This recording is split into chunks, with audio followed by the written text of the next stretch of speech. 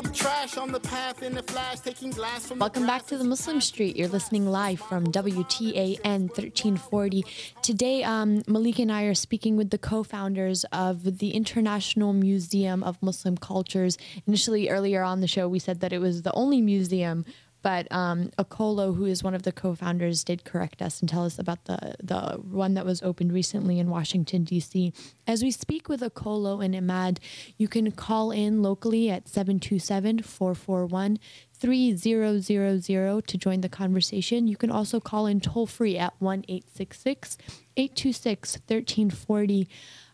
Welcome to the Muslim Street. And thank you, Okolo and Emad, again for joining us. Malik? Yeah, last Black History Month, Emad and Okolo hosted a very, what I like to say is a scalable conference where academics gathered from all over the world to deal with manuscripts that documents Islam's legacy of literacy, as we talk about academia and music to America and the world, which what I thought was fascinating about the conference, and I attended the conference, is not only the academics that were there from all the major universities, but I was also very impressed by the civic community that was involved with the conference, the mayor of the city of Jackson, several of the city council members who were there, judges who were there and participated in the conference and gave the different perspectives. As we look at the museum, vis-a-vis that conference, can you talk a little bit about the how the museum is sort of a bridge to the non-Muslim community in the United States, and what I think is an excellent bridge?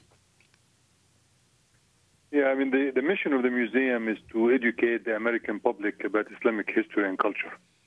And will be very difficult to educate the public if we're not really involved with and supported by the different constituents in the community, from the religious community to the interfaith, educational community, the business community, the political organizations, and the nonprofit organizations.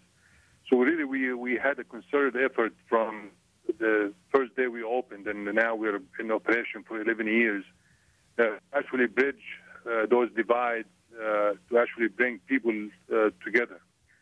So we have spent substantial amount of effort to actually bring the larger community into the discussion. And today, we're probably about 90% of our visitors are non-Muslim, which is really the intended purpose of the museum, to educate both Muslim and non-Muslim Americans about Islamic history and culture. And what better venue than having a museum to do that? It's an area that's neutral, that people will come in not feeling threatened. It's an easy environment for them to learn and develop and ask questions and interact with Muslims. So we have been very fortunate that the community has been very, very supportive. The community at large, both nationally and locally as well. So we've been very pleased with the progress that we've made over the last 10 years, and we need to continue to do that.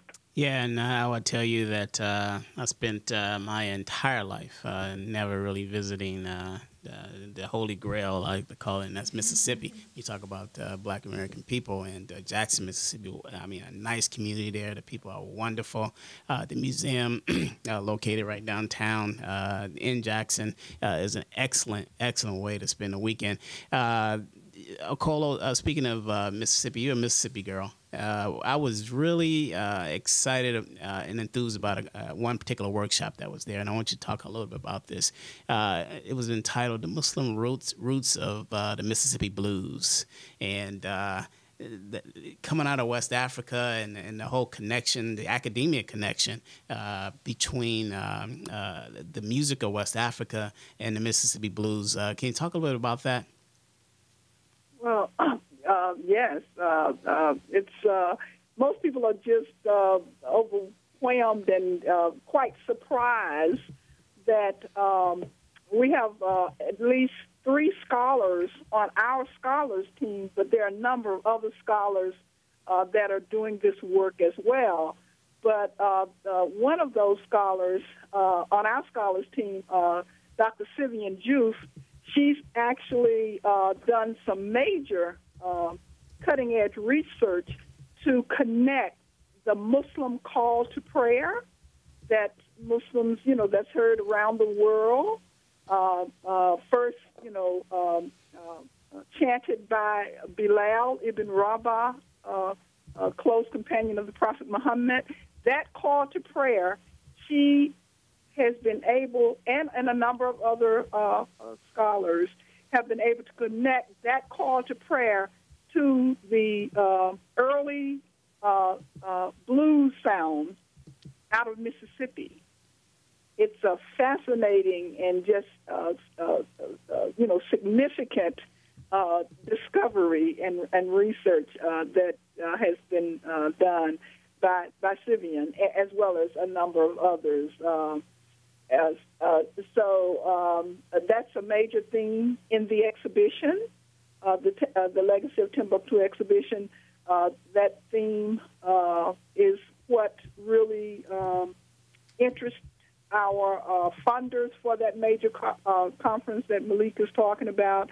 We were, because of the manuscripts, the literacy piece and its significance in terms of, its connection to West Africa, the discovery of those ancient documents to establish the fact of West Africa, Sub-Saharan Africa. Of course, it was called Bilad el-Sudan during the early periods. It's the land of the blacks.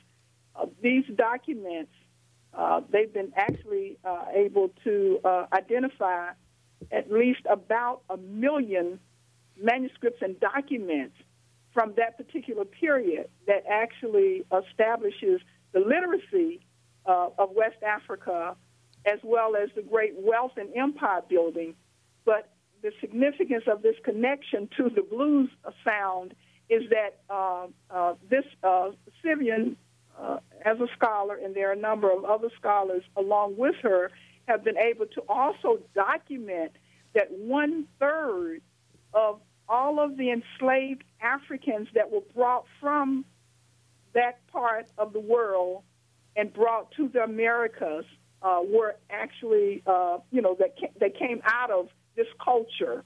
And so many of them settled, as Laila said earlier, in Mississippi and Alabama and in the southern states. So a great majority of the enslaved Africans settled in these southern states, and they created this music out of the early spirituals, early slave songs and spirituals, and it found itself, into this blues sound that, started, of course, in the Delta of Mississippi and has spread, throughout the world. It's a very interesting connection there. That's a significant piece and theme. Definitely. Okolo, when these manuscripts were found through the exhibition of the Legacy of Timbuktu, Wonders of the Written World, and you brought these manuscripts to Jackson, Mississippi, and I think that it speaks to the message and the purpose of the museum, of this larger vision and kind of creating that significance of the contribution to America through the transatlantic slave trade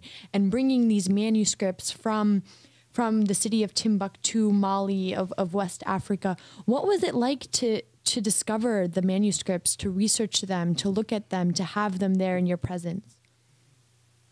Well, it's almost unexplainable in terms of what one, like myself, being a Mississippian, daughter of, sharecroppers, have some direct connections to, enslaved Africans. My husband and I, we learned about the manuscripts, and we'd read about them, heard about them, but we had not, of course, seen them. Definitely. I'm sorry. I want to cut you off, and I want you to continue this story when we come back from the break. But we do have to take a break right now. I'm really excited to hear about you and your husband's trip to Mali. But thank you for listening to the Muslim Street. Join us after this really quick break. You're listening to WTAN 1340.